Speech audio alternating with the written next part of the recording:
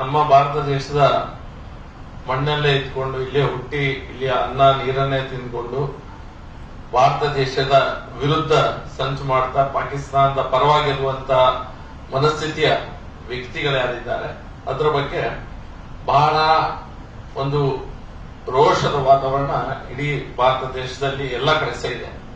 ಮೊನ್ನೆ ಹತ್ಯೆ ಆದ ನಂತರ ಸ್ವಲ್ಪ ಜಾಸ್ತಿ ಆಗಿದೆ ಅಂತ ಹೇಳಿದ್ರೆ ತಪ್ಪಾಗಲಿಕ್ಕಿಲ್ಲ. ಪಾಕಿಸ್ತಾನದ ಧ್ವಜದ ವಿಷಯದಲ್ಲಿ ಬಾಂಬೆಯಲ್ಲಿ ಒಬ್ಬ ವ್ಯಕ್ತಿಯನ್ನ ಹೇಗೆ ಸ್ಥಳೀಯ ಅವನಿಗೆ ಹೊಡೆದ್ರು, ಪಾಕಿಸ್ತಾನದ ಧ್ವಜವನ್ನ ರಸ್ತೆ ಮೇಲೆ ಹಾಕಿ ಅಲ್ಲಿ ತುಳಿಲಿಕ್ಕೆ ಹೋದಂತ ಸಂದರ್ಭದಲ್ಲಿ ಅವನನ್ನ ಹೇಗೆ ಹೊಡೆದ್ರು ಅನ್ನೋದು ನಾವು ನೋಡಿದ್ದೇವೆ. ಕರ್ನಾಟಕದಲ್ಲಿ ಸಹ ಕೆಲವು ಬಜರಂಗದಳದ ಕಾರ್ಯಕರ್ತರನ್ನ ರಸ್ತೆಯಲ್ಲಿ ಪಾಕಿಸ್ತಾನದ ಧ್ವಜವನ್ನ ಹಚ್ಚಿದ್ದಾರೆ ಅನ್ನುವಂತ ಕಾರಣಕ್ಕಾಗಿ ಅವರ ಮೇಲೆ ಕೇಸ್ ಹಾಕಿದ್ದಂತ ಸಹ ನೋಡಿದ್ದೇವೆ. ಎಲ್ಲ ಒಂದ್ ಕಡೆ ಪಾಕಿಸ್ತಾನ ಜಿಂದಾಬಾದ್ ಅನ್ನುವಂತ ಘೋಷಣೆಗಳು ದೇಶದ ಕೆಲವು ಕಡೆಗಳಲ್ಲಿ ಬರುತ್ತಿರುವಂತಹ ಸಂದರ್ಭದಲ್ಲಿ ಸಹಜವಾಗಿಯೇ ಜನರು ಈಗ ರೋಷದ ಒಂದು ಮನೋಭಾವದಲ್ಲಿದ್ದಾರೆ. ಈ ಒಂದು ಮನಸ್ಥಿತಿಯಲ್ಲಿ ಯಾರಾದರೂ ಪಾಕಿಸ್ತಾನ ಜಿಂದಾಬಾದ್ ಅನ್ನುವಂತ ಶಬ್ದವನ್ನ ಹೇಳಿದ್ರೆ ಖಂಡಿತ ಯಾರು ಸುಮ್ಮನೆ ಇರುವುದಿಲ್ಲ, ಯಾರು ಸಹ ಸುಮ್ಮನೆ ಇರುವುದಿಲ್ಲ. ಎಲ್ಲ ಒಂದ್ ಕಡೆ ಕೈ ತಪ್ಪಿ ಹೋಗುವಂತ ಪರಿಸ್ಥಿತಿ ಆಗೇ ಆಗ್ತದೆ. ಅದೇ ರೀತಿ ಒಂದು ವ್ಯವಸ್ಥೆ ಕುಡುಪಿನ ಒಂದು ಕ್ರಿಕೆಟ್ ಆಡುವಂತ ಸಂದರ್ಭದಲ್ಲಿ ಸಹ ಆಗಿದೆ. ಅದೊಂದು ಕ್ರೈಮ್ ಆದ ಕಾರಣ ಕ್ರೈಮ್ ರೀತಿಯಲ್ಲಿ ನೋಡಬೇಕು. ಕಾಂಗ್ರೆಸ್ನ ನಾಯಕರಿರ್ಬೋದು, ಎಸ್ಡಿಪಿಯ ನಾಯಕರಿರ್ಬೋದು, ಎಲ್ಲರೂ ಸಹ ಇದೊಂದು ರಾಜಕೀಯವಾಗಿ ಒಂದು ಚಾನ್ಸ್ ಅನ್ನುವಂತ ದೃಷ್ಟಿಕೋನದಿಂದ ಇದಕ್ಕೆ ರಾಜಕೀಯ ಬಣ್ಣವನ್ನ ಲೇಪಿಸುವಂತ ಪ್ರಯತ್ನ ಈ ನಾಯಕರುಗಳಿಂದ ಆಗ್ತಾ ಇದೆ. ಒಬ್ಬರು ನಿನ್ನೆ ಒಂದು ಕಾಂಗ್ರೆಸ್ನ ಜಿಲ್ಲಾಧ್ಯಕ್ಷರು ಓಪನ್ ಆಗಿ ಒಬ್ಬ ವ್ಯಕ್ತಿಯ ರವೀಂದ್ರ ನಾಯಕ್ ಅನ್ನುವಂತ ವ್ಯಕ್ತಿಯ ಹೆಸರನ್ನ ಹೇಳಿ ಆ ವ್ಯಕ್ತಿಯೇ ಇದಕ್ಕೆ ಮೂಲ ಕಾರಣ ಅನ್ನುವಂತ ಮಾತನ್ನ ಮಾಜಿ ಶಾಸಕರಾಗಿದ್ದಂಥವರು ಜಿಲ್ಲಾ ಕಾಂಗ್ರೆಸ್ನ ಅಧ್ಯಕ್ಷರು ಜಡ್ಜ್ಮೆಂಟ್ ಕೊಡುವವರೆಗೆ ಬಂದಿದ್ದಾರೆ. ಅಂದ್ರೆ ನಮ್ದೇ ಸರ್ಕಾರ, ನಾವು ಹೇಳಿದವರೇ ಆರೋಪಿಗಳು, ನಾವು ಯಾರನ್ನ ಕೈ ಮಾಡಿ ತೋರಿಸ್ತೇವೆ ಅವರೇ ಆರೋಪಿಗಳು, ಅವರನ್ನೇ ಅರೆಸ್ಟ್ ಮಾಡಬೇಕು ಅನ್ನುವಂತ ವ್ಯವಸ್ಥೆಯಲ್ಲಿ ಅವರು ಸಹ ತಮ್ಮನ್ನ ತೋರಿಸಿಕೊಂಡಿದ್ದಾರೆ.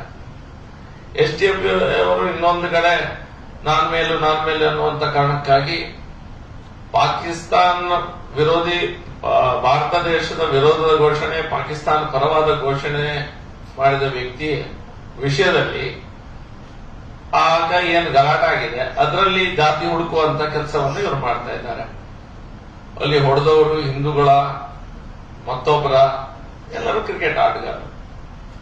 ಪಾಕಿಸ್ತಾನ ಪರ ಘೋಷಣೆ ಕೊಡಿದಂತ ವ್ಯಕ್ತಿಯಲ್ಲಿ ಜಾತಿಯನ್ನ ಹುಡುಕುವಂತ ಇವರು ಎಲ್ಲೋ ಒಂದ್ ಕಡೆ ನಮ್ಮ ಒಂದು ಆಸ್ಪತ್ರೆಯಲ್ಲಿ ಒಂದು ಹೆಣ್ಮಗಳು ಏನ್ ಸ್ಟೇಟ್ಮೆಂಟ್ ಕೊಟ್ಟಿದ್ದಾರೆ, ಅವ್ರು ಇವತ್ತು ಅವಳ ಕೆಲಸದಿಂದ ತೆಗೆದಿದ್ದಾರೆ, ನಿಮ್ಗೆ ಗೊತ್ತಿದೆ. ಅಂತ ವಿಷಯ ಬಂದಾಗ ಇವ್ರು ಯಾವ ಅದರಲ್ಲಿ ತಲೆ ಹಾಕುದಿಲ್ಲ, ಪ್ರತಿಭಟನೆ ಇಲ್ಲ, ಅದಕ್ಕೆ ಎನ್ಕ್ವೈರಿ ಮಾಡಿ ಅನ್ನುವಂಥದ್ದಿಲ್ಲ. ಭಾರತ್ ಮಾತಾಗಿ ಜೈ ಅನ್ನುವಂತ ಉಳ್ಳಾದಲ್ಲಿ ಆದಂತ ಸಂದರ್ಭದಲ್ಲಿ ಮಸೀದಿಯ ಮುಂದೆ ಹೋಗುವಾಗ ಭಾರತ್ ಮಾತಾಗಿ ಜೈ ಅನ್ನುವಂತ ಘೋಷಣೆ ಕೂಗಿದ್ದಾರೆ ಅನ್ನುವಂತ ಕಾರಣಕ್ಕಾಗಿ ಹೊರಗೆ ಬಂದು ಒಬ್ಬ ವ್ಯಕ್ತಿಯನ್ನ ಕೊಲೆ ಮಾಡುವ ಪ್ರಯತ್ನ ಮಾಡಿದ್ರು. ಚೂರಿಯಲ್ಲಿ ಅವನಿಗೆ ಹಲ್ಲೆ ಅಂತ ಮಾಡಿದ್ದಾರೆ. ಅದೃಷ್ಟವಶಾತ್ ಆ ವ್ಯಕ್ತಿಯ ಸಾವಾಗಲಿಲ್ಲ. ಅದ್ರ ಬಗ್ಗೆ ಇದು ಯಾವುದೇ ವ್ಯಕ್ತಿಗಳು ಈಗ ಯಾರೆಲ್ಲ ಕಿರುಚಾಡ್ತಾ ಇದ್ದಾರೆ ಅದ್ರ ಬಗ್ಗೆ ಸಿಒಡಿ ಎನ್ಕ್ವೈರಿ ಆಗ್ಬೇಕು, ಅದಾಗ್ಬೇಕು, ಇದಾಗ್ಬೇಕು ಅನ್ನುವಂತ ಮಾತನ್ನ ಹೇಳ್ತಾ ಇಲ್ಲ. ಇಸ್ರೇಲ್ ಪ್ಯಾಲೆಸ್ಟೈನ್ ಗಲಾಟೆ ಆಗುವಂತ ಸಂದರ್ಭದಲ್ಲಿ ಎಷ್ಟು ಜನ ಈ ಕಾಂಗ್ರೆಸ್ ನಾಯಕರು, ಎಸ್ಡಿಪಿ ನಾಯಕರು ಇಸ್ರೇಲ್ನ ಬಾವುಟವನ್ನ ಬೆಂಕಿ ಹಚ್ಚಿದ್ದಾರೆ ನಾವೆಲ್ಲ ನೋಡಿದ್ದೇವೆ. ನಮ್ಮ ವಿಷಯ ಅಲ್ಲ ಅವರದ್ದು.